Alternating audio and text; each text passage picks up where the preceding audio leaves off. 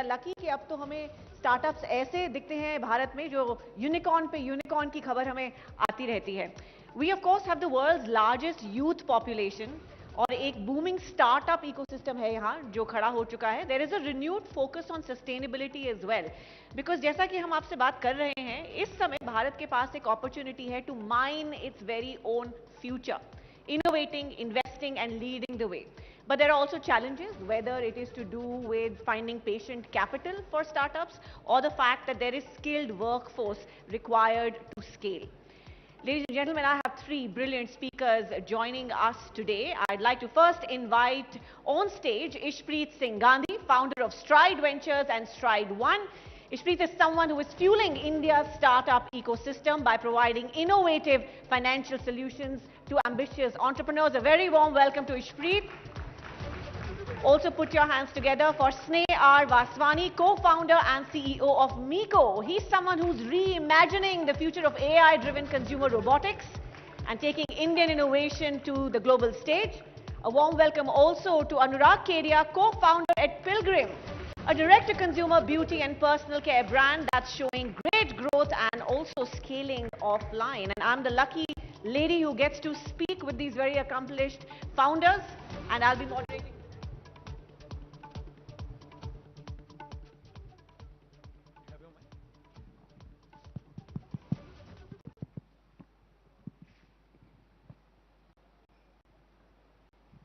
Welcome to the three of you once again. So, before we begin, I wanted to just put out some facts for our audience. The total valuation of Indian unicorns last year was hovering around $385 billion. That's larger than the GDP of some countries. Last I checked, there are 120 unicorns in India. And it is something that people take inspiration from. सबको लगता है कि हम भी एक शुरुआत करें और हम भी इतना बड़ा यूनिकॉर्न खड़ा कर सकते हैं. And hopefully you are on your way there, right? But idea तो सबके पास आते हैं, राइट? इस ऑडियंस में लोग बैठे हैं जो सोचते हैं, दिन में 3-4 आइडिया आते हैं. But when do you know that an idea that you have is worth converting into a business and has the potential of reaching that unicorn status? Ishpreet, आपसे शुरुआत करेंगे. First of all, thank you ABP for calling us here, and pleasure being on the stage. As you rightly mentioned, ideas kafi hai. India is full of ideas. We have large population, and at least at Stride we have seen 11,000 businesses. So we know that, for example, these two entrepreneurs whom we've been a part of the journey, they come from different sectors. So हर एक sector में हर एक disruption का एक idea है, and Shark Tank and those initiators have already fueled it. I think most important thing is when you see at the idea, right, what kind of target market you are trying to capture, and then how you're planning to capture with what kind of people makes it unique. They work in certain sectors, and we have invested into over 200 businesses. All of them have come generically, say, around consumer, fintech, electric. So every industry, well, you see it being very general. When the way they go about the idea is very different. What kind of people they hire, what kind of execution capabilities they have. So I think it's the founder and the team around it which makes the idea unique. Right. Journalist idea to curated idea in order to make sure the successful businesses achieve what they achieve is the journey behind it. Absolutely. Because perceptionally it looks very rosy, that the idea to business and the unicorn numbers which you mentioned. Right. A lot of things which goes behind that unicorn. Absolutely. I think it's that element of saying that this idea, how I'll achieve this idea from stage 1 to 2 to 3 to 4, and that's how my journey will evolve, and I'll keep on executing with this elements of initiatives which I'll keep on doing at various stages, including getting right people, right processes. That's what make founders unique. I do want to talk about the right people, how you get them, but I want to move to Pilgrim first. हम देखते हैं कि एक crowded market है, पर आप एक ऐसा product लाते हैं जो अपने लिए बहुत एक space, unique space create कर देता है. ऐसा क्यों सोचा आपने? क्योंकि लोग सोचते हैं कि unique product आना चाहिए, but you entered a very difficult and a crowded market. So I want to understand why you did that. So Radhika, मेरा जो बैकग्राउंड रहा है 12-13 साल में ब्यूटी एंड वेलनेस इंडस्ट्री में ही रहा हूँ. मैंने स्पा, सैलून, आयुर्वेदा क्लिनिक काफ़ी साल 12-13 साल चलाए हैं, तो ये मार्केट की थोड़ी सी समझ थी। एंड जैसा कि इशप्रीत भी कह रहे थे, मेरा ये मानना है कि एग्जीक्यूशन ज़्यादा इंपॉर्टेंट है आइडिया से। आइडिया कई बार इवॉल्व होते हैं, चेंज होते हैं। जैसे आप काम करना चालू करते हैं, आप कंज्यूमर्स के साथ बात करते हैं, बाकी इंडस्ट्री एक्सपर्ट से बात करते हैं, लोगों से आज बाजू में बात करते हैं, तो आपको बहुत सारी चीज़ें सीखने मिलती हैं। तो जैसे जैसे आपकी जर्नी आगे जाती है, आप चीज़ों को और रिफाइन करते जाते हैं। कई बार ऐसा होता है कि पहला ही आपने जो लॉन्च किया बहुत चल गया, कई बार होता है कि थोड़ा टाइम लगता है चलने में। पर जब तक ये एजिलिटी है, जब तक ये सीखने की चाह है कि हमें कुछ अच्छा करना है अपने कस्टमर्स के लिए, अपने कंज्यूमर्स के लिए, आई थिंक मौका बहुत मिलेगा। इसके पहले का जो पैनल था कि इंडिया का स्वर्णिम काल आ गया है, नहीं है, मेरा तो मानना है कि इससे अच्छा शायद समय किसी के लिए भी अपना बिजनेस करने के लिए आज से पहले नहीं था। एंड यदि आपके मन में थोड़ी भी चाह है कि अपना बिजनेस बनाना है, एंटरप्रेन्योर बनना है, तो इशप्रीत जैसे फंड चलाते हैं, वो डेट में भी सपोर्ट करते हैं, इक्विटी में भी करते हैं। बहुत सारे और अच्छे अच्छे थीमेटिक इन्वेस्टर्स हैं, जिस भी सेक्टर में आप करना चाहें। स्विमिंग सीखनी है तो पानी में कूद जाओ, बाहर से खड़े होकर स्विमिंग सीखना मुश्किल है, थोड़ी ठंड लगेगी, बट सीख ही जाएंगे, हाथ पैर मारेंगे। अभी इतना अच्छा माहौल इंडिया में बन रखा है, पिछले 15-20 साल में जो ग्रोथ आई है, मैं तो पर्सनली बहुत एक्साइटेड हूँ। एंड हमारी जर्नी में भी बहुत उतार चढ़ाव रहे हैं, बट लगे रहेंगे तो कुछ ना कुछ बन जाएगा। But you know, I don't want to dampen this spirit, पर सच्चाई ये भी है कि सब आइडियाज इस तरह स्केल नहीं करते। मीको ने स्केल किया है, आपने स्केल किया है, तो एक परसिवियरेंस, एक क्वालिटी है जो चाहिए किसी भी एंटरप्रेन्योर पे। बट आपको लगता है, when was the pivoting point, कि आपको लगा कि भाई मैंने ये एआई रोबोटिक्स की थीम पकड़ी है, मैं रोबोट्स बनाना चाहता हूं, और एंथुजियाज्म भी था आप में, एग्जीक्यूशन पे बात आके रुकी या आइडिया पे? और परसिवियरेंस का रोल एक एंटरप्रेन्योर के लिए? Firstly thank you ABP.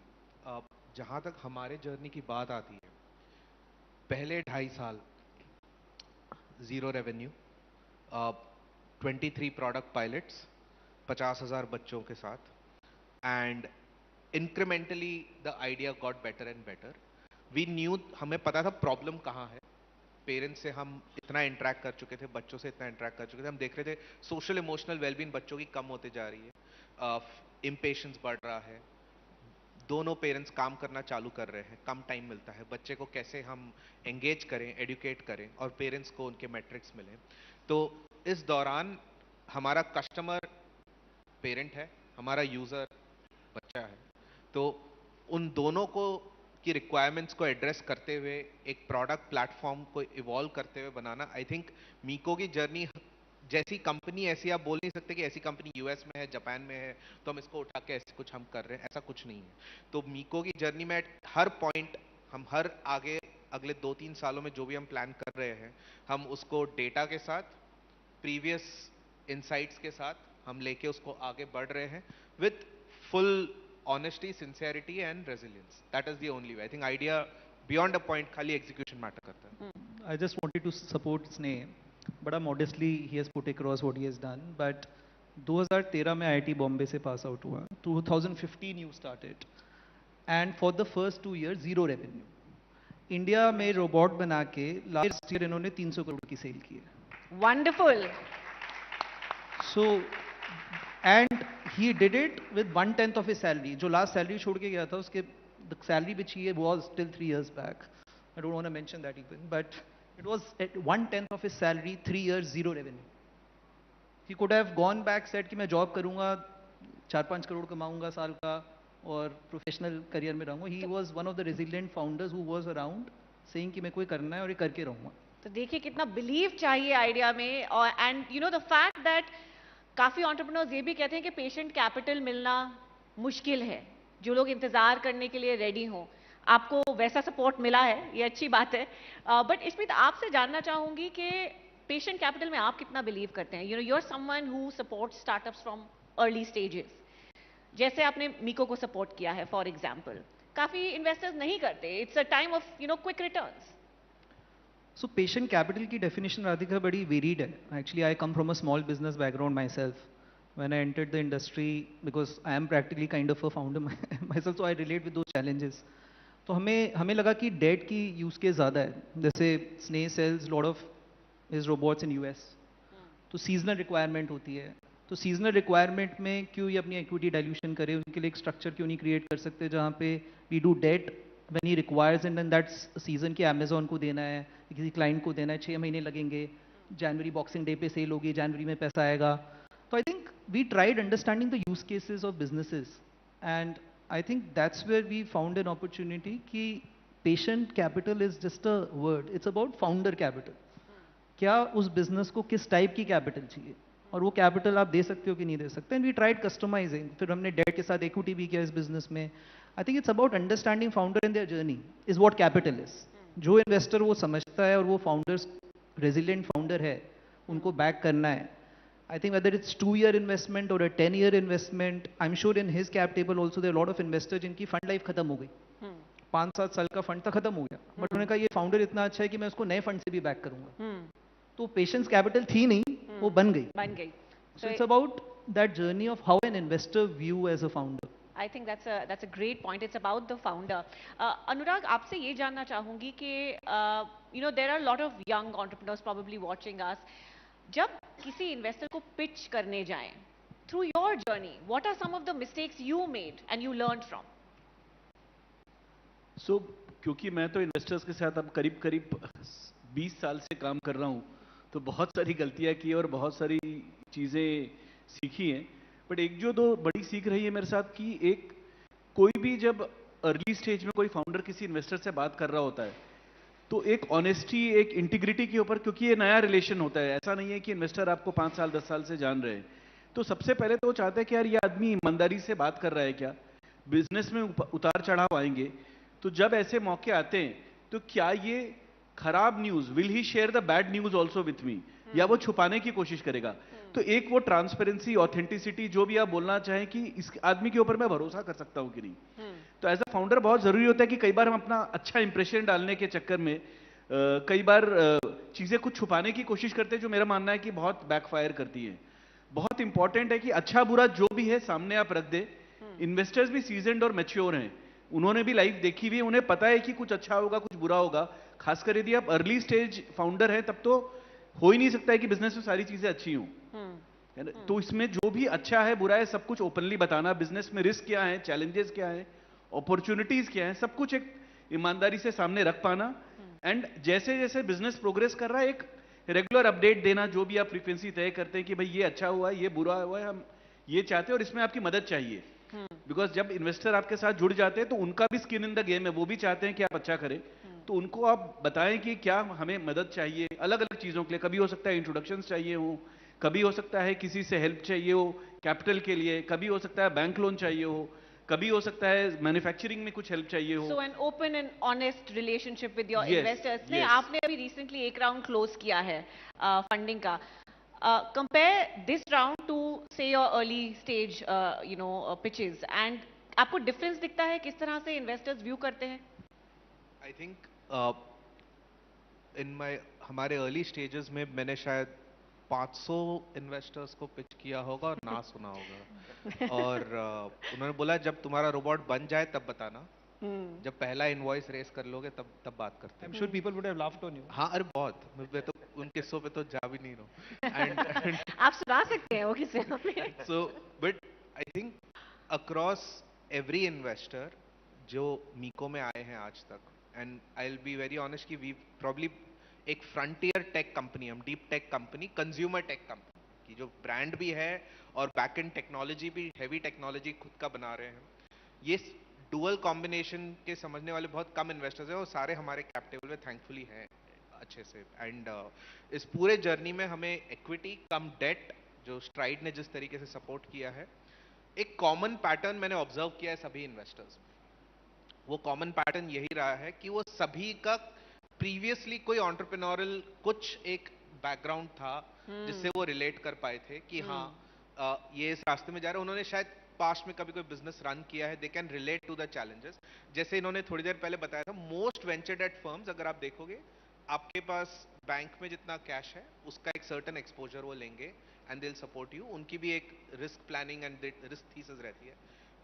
Covid हुआ था and we had to scale up after 2021, 2022 में भी we had to scale up.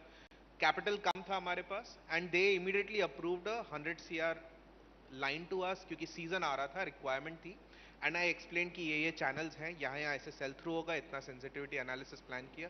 Within a matter of few days it was done, and we crossed through 2 seasons of growth primarily on debt with a very creative structuring of US requirement, India requirement. ये इतनी flexibility I think early stages में banks के through नहीं मिल पाती. So if you're investor and if you're investor आपके साथ समझ रहा है, he's been through that journeys of building a business themselves, that is the best investor to have. So in our journey हमने VC fund से equity लिया है. हमारे lending arm, Stride has also invested in equity in the company. Family offices से भी लिया है. Family offices who run businesses 20-30 साल business चलाया है, जिन्होंने business के ऊपर नीचे देखे हैं, वो relate करते हैं हमारी journey से, and then they support all out, which is just phenomenal. I think so. That is the common pattern which when early stage हो कि growth stage हो, go for those investors जिन्होंने past में they have some business running background पर से बहुत फर्क पड़ता है. आपने अभी कोविड की बात करी, तो उसके बाद हमने देखा था there was a surge in funding. करीब $25 बिलियन इंडियन स्टार्टअप्स में आए थे. उसके अगले साल एक ह्यूज डिप देखा, 11 बिलियन. और अगर 2024 की बात करें तो 12 बिलियन, राइट? तो we are nowhere close to those 2022 levels. ऐसा क्यों हो रहा है इशप्रीत? और ये भी जानना चाहूंगी कि जो फंडिंग आ रही है कहाँ जा रही है, किस तरह की सेक्टर्स हैं जहाँ पे स्टार्टअप्स को इनकरेज किया जा रहा है? मेरे को पता नहीं मतलब ये किस सेंस में बोलना चाहिए इसका आंसर, बट इन्वेस्टर कम्युनिटी में ना एक भेड़चाल होती है कि एकदम से कोविड के बाद दुनिया लगी कि टेक पे ही चलेगी. एग्रीकल्चर भी हम सारा टेक पे करेंगे, एजुकेशन भी टेक में ही होगी, राइट? सब कुछ zoom call, virtual call. So everyone globally, not in India, I don't think it was India phenomena, it was a global phenomena. People said कि इंडिया में सारे फार्मर्स टेक्नोलॉजी इनेबल्ड हो जाएंगे रातों रात. सो एग्रीटेक में इन्वेस्टमेंट चली गई. And then we understood there are a lot of big edtechs who came in without real value add, right? So the large part of this capital went into those sectors where people said that technology will give a healthcare change, a edtech change, which actually in innovation didn't happen as much. So that was the spike which we saw globally. US also saw that, India also saw that. And then came the aspect profitability and business model. मतलब पहले ये होता था, आप मिल के गए investor से, आप घर पहुंचे तो आपके बैंक अकाउंट में पैसे आ गए. Like 21 was that time. I doubt it was ever that easy. Like 21 was that time. They'll tell you कितना easy था इनको capital raise करना. Anurag was not on capital raising mode that time, but it was that easy. Trust me, in some cases it was term sheet was signed after. It was unfortunate हुआ है like scenarios. So I think उसके बाद realization हुई कि businesses को ultimately तो valuation profitability से बनानी है या business model से बनानी है. So that's where the rationalization kicked in. And said, globally it kicked in, and said investors wanted returns from the fund managers. Luckily our structures were like that we were always very prudent कि we had to give debt, so ours was quarterly cash flow out to investors. So we were always very particular about it, but at the same time slippages हुए तो हमें भी बड़ा cautious रहना पड़ा. So I think that was the pivotal moment. अब थोड़ी rationalization आ गई है, but I think we have reached a curve which is very very important for the industry. For example, when Anurag, the kind of business is built is purely on thought of profitability. एक crowded space में जो आपने कहा, the way he has come out and built a business, Sneha has always thought about profitability. Profitability first, business model, proven approach, which should be thumb rule. Yes. Is come back in vogue, and that's how it's getting right. And there was a time when not profitable companies were listing and people were making a beeline. We've also seen that phase of Indian startups. अनुराग और स्नेह, आप दोनों manufacture कर रहे हैं India में, और जो इंडियन स्टार्टअप्स हैं उनके शोल्डर्स पे एक रिस्पॉन्सिबिलिटी है कि आप जॉब क्रिएशन करिए. Manufacturing is a way to do that, right? पर हम देखते हैं कि जो इन्वेस्टमेंट्स जा रही हैं वो शायद टेक्नोलॉजी की तरफ, जैसा उन्होंने भी कहा, जा रही हैं. तो आप दोनों से जानना चाहूंगी, आपसे पहले अनुराग, कि मैन्युफैक्चरिंग करते समय एज एन एंटरप्रेन्योर किस तरह की दिक्कतें आपको आई हैं, what can make it easier? So I think हमारी खुद की मैन्युफैक्चरिंग नहीं, हम करीब करीब 12 पार्टनर्स हैं जिनके साथ मैन्युफैक्चरिंग करते हैं. एंड हिस्टोरिकली ऐसा रहा है कि फार्मा में, ब्यूटी में काफ़ी सारी मैन्युफैक्चरिंग नॉर्थ में रही है, वहाँ पे टैक्स शॉप्स वगैरह रहे हैं. तो ये tax shops at some point of time आने बंद हो गए, तो ये थोड़ा कॉन्सेंट्रेशन नॉर्थ में रहा है. तो एक गवर्नमेंट जो शायद थोड़ा सपोर्ट कर सकती है कि अभी भी बहुत पॉकेट्स है जहाँ पे कि और डेवलपमेंट हो सकता है मैन्युफैक्चरिंग के थ्रू. वहाँ पे यदि थोड़े टैक्स स्वैप्स दिए जाएं 5 साल 10 साल के, बहुत लॉन्ग टर्म की ज़रूरत नहीं है, तो वहाँ पे बहुत डेवलपमेंट हो सकता है। मैन्युफैक्चरिंग एक्चुअली क्योंकि सेक्सी नहीं है, बहुत लोग ग्लैमरस नहीं है, बहुत लोग बात नहीं करते हैं इस बारे में, कैपिटल रेस काफ़ी हुआ है इसमें। एंड इनफैक्ट आप स्पेशलिटी केमिकल्स, बिकॉज हम लोग दो तरीके के प्रोडक्ट्स में यूज रॉ मटेरियल यूज करते हैं। एक है कमोडिटी, जैसे डिस्टिल्ड वाटर है, ग्लीसरीन है, ऑयल्स हैं, बटर्स हैं, लेकिन एक्टिव इंग्रेडिएंट्स जिसको स्पेशलिटी केमिकल्स बोलते हैं जी, बहुत सारी हमने कंपनीज लिस्ट होते हुए देखी हैं, फंड होते हुए देखी हैं, बहुत अच्छे मल्टीपल्स पे फंड होते हुए देखी हैं। तो मुझे नहीं लगता है कि इस तरीके के काम में कभी भी फंडिंग की कमी रही है। एक और जो आई थिंक मुझे थोड़ी सी कमी इंडिया में लगती है कि स्पेशलिटी केमिकल्स पे और बहुत काम हो सकता है। अभी भी हम लोग जैसे ब्यूटी इंडस्ट्री में काफी डिपेंड करते हैं कि जो हमारे एक्टिव इंग्रेडिएंट्स हैं वो यूरोप से, बाकी कंट्रीज से, बाहर से हम इंपोर्ट कर रहे हैं, बिकॉज या तो वहां की प्रोप्राइटरी टेक्नोलॉजी है या वो क्वालिटी का प्रोडक्शन इंडिया में नहीं हो रहा है। जबकि जो कमोडिटाइज्ड इंग्रेडिएंट्स हम इंडिया से खरीद रहे हैं, तो यदि ये एक्टिव इंग्रेडिएंट्स की डिस्कवरी भी इंडिया में हो सके, रियल वैल्यू क्रिएशन वहां पे है, तो थोड़ा शायद गवर्नमेंट को यहाँ पे सपोर्ट करना पड़ेगा R&D इन्वेस्टमेंट्स में। हमारे सेक्टर में, फार्मा में बहुत सारा इसमें अपॉर्चुनिटी है कि ये नॉर्थ में तो बहुत अच्छा इकोसिस्टम डेवलप हो गया, बाकी पार्ट्स ऑफ द कंट्री में भी हो पाए, R&D में थोड़ा सा सपोर्ट मिलेगा तो इसका फायदा देश को बहुत कुछ मिलने का चांसेस है। स्नेह आप क्या कहेंगे मैन्युफैक्चरिंग के बारे में? तो मैंने 2015 में हमने चालू किया था, और हमने जनवरी 2015 में मीको चालू किया था, एंड तब मैन्युफैक्चरिंग के policies and opening up manufacturing in India का पहला कदम इंडियन गवर्नमेंट ने स्टार्ट किया था उस टाइम पे। तो टॉप लेवल सेंटर से डायरेक्शंस क्लियर थे, this is where we are headed to. Ground level पे manufacturers still had to open up their shop and उनको चालू करना था, दैट फेज। सो पिछले 10 साल में जो मैंने ट्रांजिशन देखा है in the way things have moved, अब 2016 में हमें किसी भी एस्टैब्लिश मैन्युफैक्चरर ने मना कर दिया था कि नहीं हो पाएगा, एंड अभी I think I have absolutely no suggestions to the government on this. They've done a phenomenal job of setting up the ecosystem, खोल के रख दिया है पूरा ecosystem। अब खाली हम सब के ऊपर है मेहनत करके अपना काम करके आगे बढ़ो। It is about the mindset, it is about the people। अब हमारे पास टैक्स रिबेट्स हैं, we have PLI, हमारे पास सारे के सारे provisions and policies are in place. आपको विश्वास नहीं होगा, हम 95% बिजनेस इंडिया के बाहर करते हैं, हम एक्सपोर्ट करते हैं बाहर। हमारे यूएस के कस्टमर्स हमको क्लियर बोले हैं हमको इंडिया से लेना है, हमको That is चाइना से absolutely नहीं लेना, wonderful, and हमको that इंडिया is से the pick up goal, करना है। right? That is the Yes. goal, absolutely. और ये मैं पिछले 6 साल से I have been going to all international fairs, Germany, US, London, जहां पे हम हमारे प्रोडक्ट्स दिखाते हैं and buyers across the world come कि ये मेरे को चाहिए। पास्ट फ्यू इयर्स में ये आना स्पेसिफिक हुआ, ठीक है आप श्योर हो ये इंडिया फैक्ट्री से आने वाला है, हाँ देन वील टेक इट। तो ये चीज शिफ्ट मैंने 2015 से पहले कभी सुनी भी नहीं थी, क्योंकि मैं before starting Meeko also we been into nano manufacturing, into when I was working for Siemens, so I've seen how things have been at that point of time, but now I think there is nothing to complain. The stage is set. आप अपनी दुकान खोलिए, manufacturing कीजिए, all policies, lawmakers up to ground level to the center are there for us to support. और ये मैंने खुद notice किया है, being at the state side, being at the center side, people, government side said it's a red carpet for anyone who wants to start doing any manufacturing here. The Just हमें ecosystem मेहनत is करनी very much in place, but मैं ये पूछना चाहूंगी कि is the talent in place?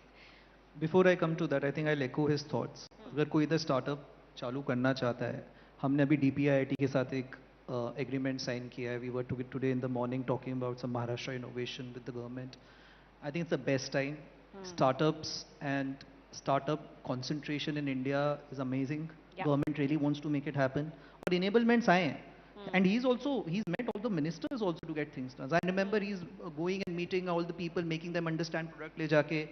So I think there's a really That good kind of time. access and approachability is Absolutely. now there, and that's wonderful. So you can literally email any officer or minister in any ministry and जाके आप अपना what are we at the scale जो हम कर रहे हैं बहुत छोटी कंपनी है, for a minister's attention or a secretary level's attention you can go and explain कि ये challenge है, they will listen and they will do their best to sort। और क्या expect कर सकते हो That इससे is better wonderful. क्या कर सकते हो? स्टार्टअप इंडिया, मुद्रा लोन्स, ये सब पहले And हुए it's हैं, real. बिल्कुल. It's real. Sometimes That's good it's to hear. really making an effect in order to make sure it's embracing the society well. On talent, I think talent में भी Radhika availability की तो कभी कमी नहीं है इंडिया में. पर स्किल टैलेंट की बात होती है ना. वो डिपेंड करता है फाउंडर पे. देखिए क्यों? क्योंकि आई थिंक दो फंक्शंस बड़े अंडर द रडार रहे हैं फाउंडर के लिए, स्टार्टअप के लिए, फाइनेंस और HR. Generally, if you see most of the businesses who have done well in India are the founders who have concentrated on HR and finance well. क्योंकि team management, मतलब it sounds very basic.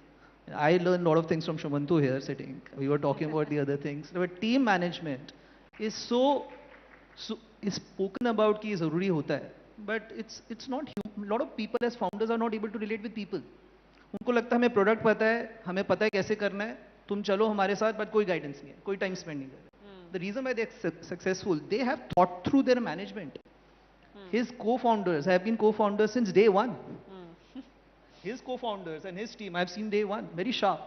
So they've thought about their talent. तो talent है और skill talent भी available हो जाएगा अगर founder अच्छी तरह से communicate करे क्या चाहिए और किस time पे चाहिए. Wonderful. We have to close the session now. एक लाइन में आप लोगों से जानना चाहूंगी your idea of India as an entrepreneur. I think जैसे मैंने पहले भी कहा, हम स्वर्णिम काल में हैं. मैं बहुत ही एक्साइटेड हूँ. जो हो रहा है बस वही करते रहना है हम सबको, एंड ज़्यादा से ज़्यादा लाखों करोड़ों एंटरप्रेन्योर बने, उससे बहुत फ़ायदा हमारे देश को होगा. एंड ये ऑलरेडी बदलाव मैं तो बहुत अच्छे से देख रहा हूँ, एंड मैं बहुत एक्साइटेड हूँ अगले 10, 20, 30 साल को लेकर. स्नेह.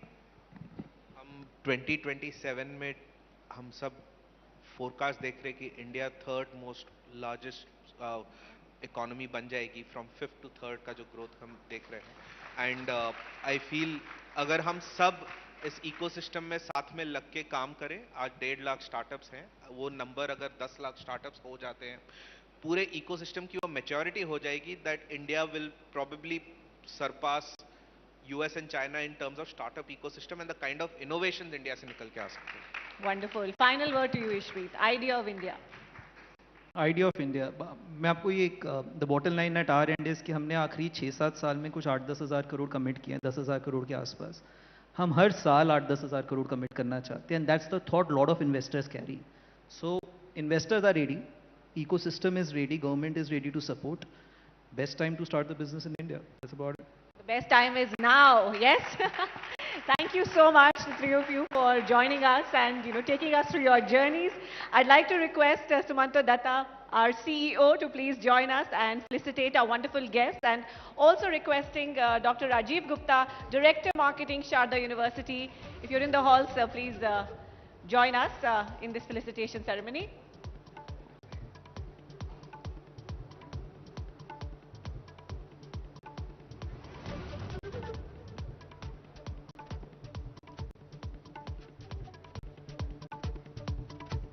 A round of applause, please, ladies and gentlemen.